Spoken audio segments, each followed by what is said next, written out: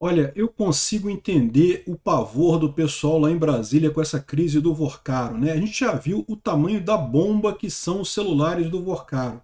E agora, com essa operação que teve hoje, saiu a informação de que a PF periciou apenas um terço dos celulares do Vorcaro que já foram capturados até agora, tá? Porque foi um monte de celular, foi do Zetel, do Vorcaro, de outras pessoas, tem um monte de celular para periciar.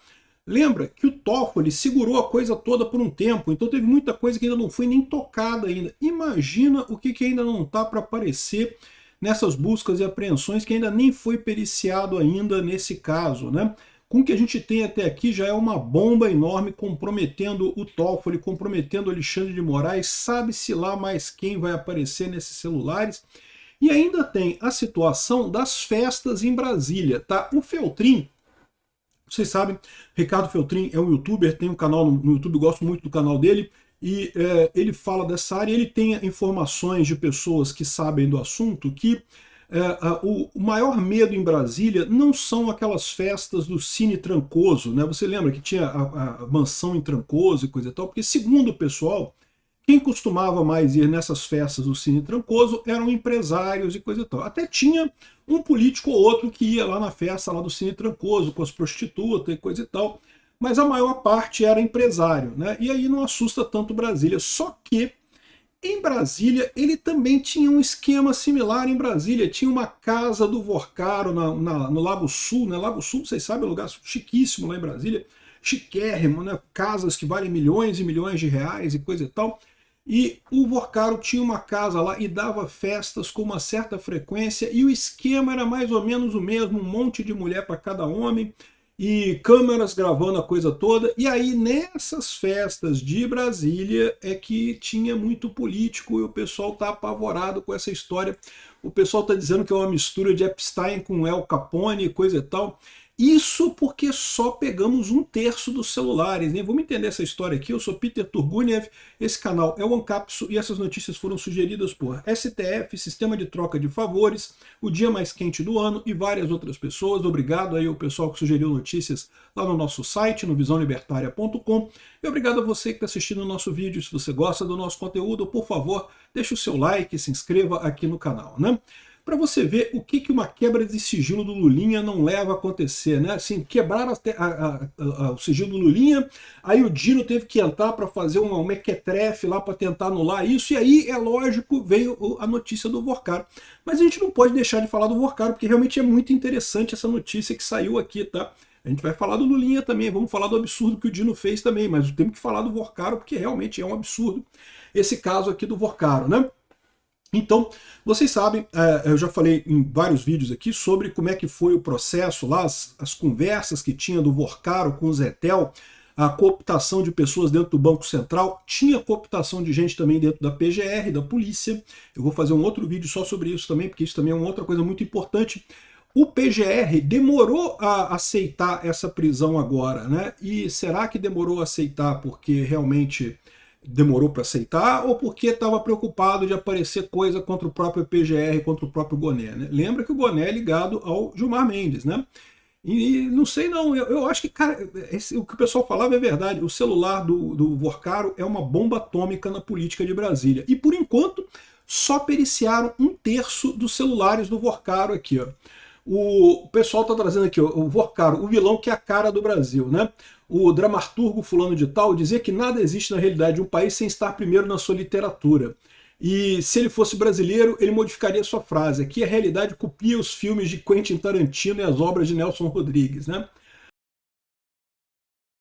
O Vorcaro, preso hoje por ordem do André Mendonça, é uma mistura de palhares, né? Canalha imortalizado nas crônicas de Nelson Rodrigues. Nelson Rodrigues é muito bom, realmente muito engraçado os livros dele. E daqueles bizarros vilões tarantinescos que dão ordens de execução segurando um copo de uísque e um charuto cubano.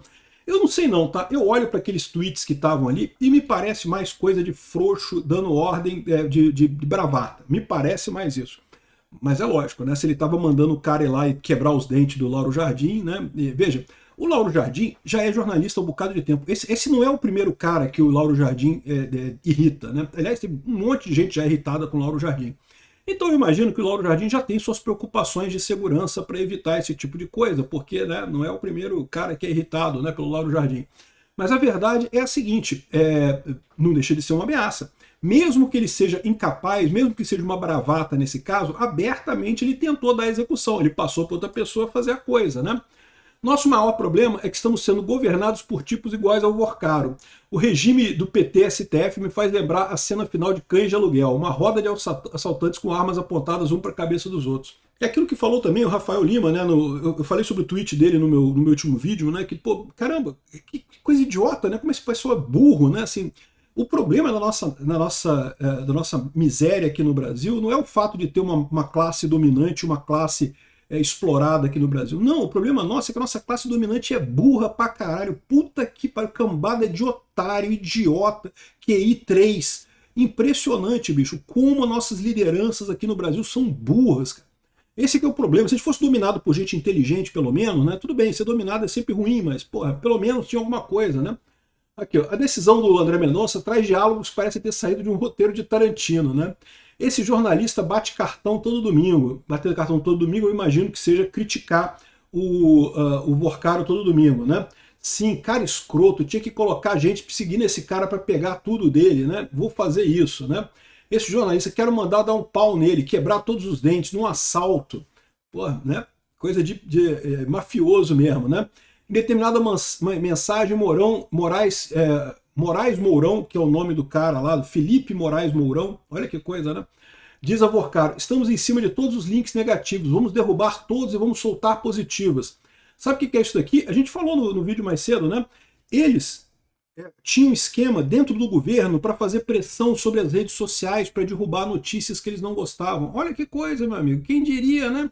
Quem diria que essa ferramenta toda de censura, que você vê tanta gente falando, não que tem que censurar, porque a internet não é uma regra, uma terra sem lei, que não pode agredir, que não sei o que lá. Quem diria que no final das contas o que esse pessoal quer mesmo é censurar notícia negativa sobre eles e soltar notícias positivas, né?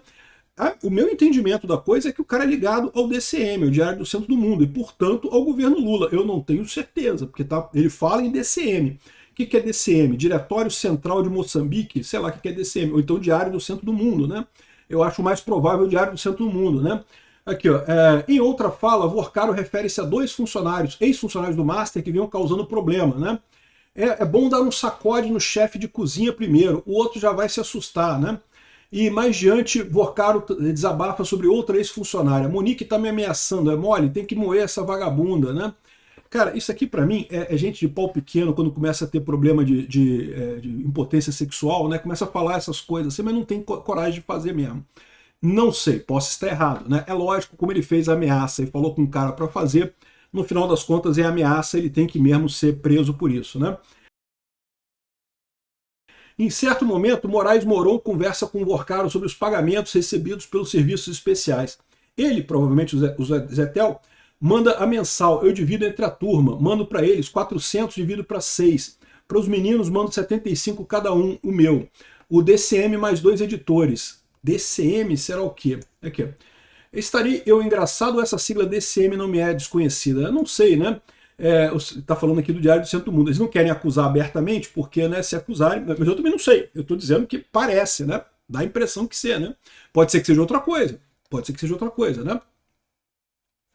Em seguida, o comprovante de transferência foi anexado à coisa. Cara, é impressionante, né? Além disso, teve também o 2 bilhões de reais na conta do pai do Vorcaro, escondida para, evidentemente, fugir de algum tipo de bloqueio. Ela acho que já foi tudo bloqueado, né? Mas 2 bilhões de reais. Para pensar, bicho. 1 bilhão de reais já é o problema da Rio Previdência no Rio de Janeiro. 2 bilhões de reais é o que está quebrando, é o que começou a quebradeira do BRB lá em Brasília. 2 bilhões de reais o cara tinha limpo na conta. Dinheiro vivo na conta. Não é para receber, não é investimento. Não estava na conta do cara 2 bilhões de reais ali. Eu vou te falar uma coisa, bicho. Realmente é impressionante esse tipo de... Como é que um cara tão tosco desse jeito conseguiu dar esse golpe desse tamanho, né? E dar esse golpe e levar Toffoli com ele, levar Moraes com ele, Lewandowski com ele, Guido Mantega com ele, uma turma lá de Brasília, que tem gente da direita também, pode saber que tem gente da direita também, e tem gente da esquerda, tem gente de todo mundo lá no meio dessa parada, né? Agora, o estranho dessa história, olha só, foi só 1/3 dos celulares, né? Imagina o que ainda não vai surgir. E outras coisas é o seguinte, deve ter coisa que já surgiu e que a gente não sabe ainda, né? Porque a Polícia Federal mandou agir nesse caso agora com urgência, porque havia ameaça à vida do Lauro Jardim, né? Esse é um caso de não ter que agir imediatamente, porque, né, é ameaça à vida de alguém. Pode ter muitas outras coisas lá que, embora sejam crimes terríveis, não requerem urgência, ou seja, não é uma ameaça, é algo que já aconteceu.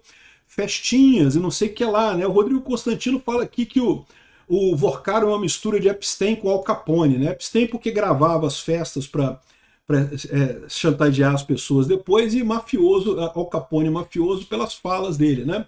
Então essa é a história no final das contas, né? E aí você junta isso daqui com o caso lá do Feltrin, das festas lá em Brasília, né? Ele mostra nesse vídeo dele aqui algumas casas aqui, não sei se tem aqui, tem a casa lá de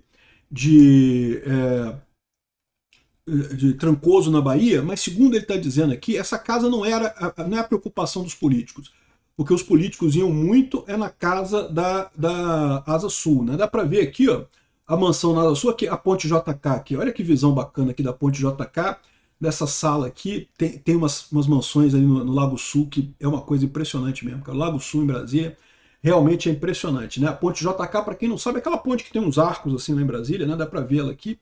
E a mansão tem vista para ela, né? E aí, segundo estão dizendo, nessa mansão aqui é que eles faziam umas festinhas muito maneiras ali, e aí era tudo gravado mesmo e coisa e tal.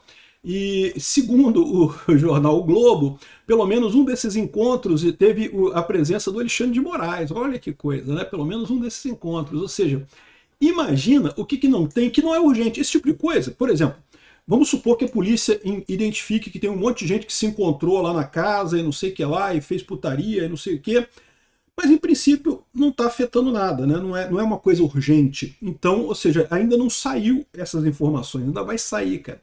A impressão que dá é que realmente é de cair a República, cara. É de cair a República esse troço. Vai ser uma festa quando sair esse caso todo. E bem no ano eleitoral, né? O Lula pode estar ajudando, achando que essa história está ajudando, porque está ocultando o caso do Lulinha, né, da quebra de sigilo do Lulinha. Mas o Lula tem dois problemas com essa história do Banco Master, né? O primeiro problema é que, independente do que for, a sensação de bagunça generalizada, a culpa vai ficar no presidente atual. A culpa é do Lula, meu amigo.